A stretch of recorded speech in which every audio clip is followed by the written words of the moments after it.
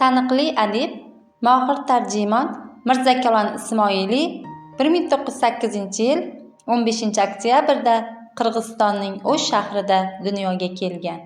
U dastlab qishloq maktabida o'qidi, keyin shahar maktab-internatida tarbiya oldi.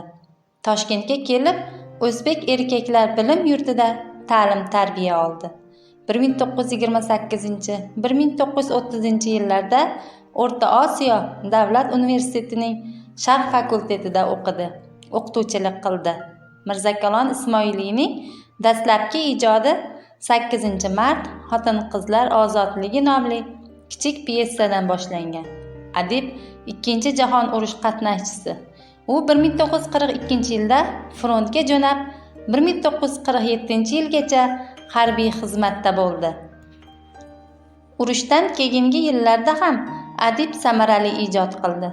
Ma'lumotlarga ko'ra, Mirzakalon Ismoiliy 1950-yil 30-noyabrda qatag'onga uchrab hibsga olingan. 1955-yil noyabrda gunohsiz topilib ozodlikka chiqarilgan. Mirzakalon Ismoiliy ozodlikdan mahrum chog'ida ham tushkunlikka tushmay, qo'liga qalam olib, xalqi uchun mehnat qildi. Mirzakalon Ismoiliy yoshlar hayotini aks ettiruvchi, odob, axloq to'g'risida hikoya qiluvchi, bizning roman, ma'naviy yog'dularni sharaflovchi odamiylik qissasi, Qizlar daftariga kabi puxta go'zal nasriy asarlari bilan kitobxonlar e'tiborini qozondi. Qizlar daftariga kitobida buvining nabira qiziga, shu orqali uning dugonalariga hayot saboqlari, muhabbat, vafo, burch va sadoqat, halollik, to'g'rilik xususidagi o'gitlari o'z aksini topgan. Shu bilan birga egrilikning oqibatlari, oiladagi kelinlik vazifalari, farzand tarbiyasidagi nozik jihatlar bayon etiladi.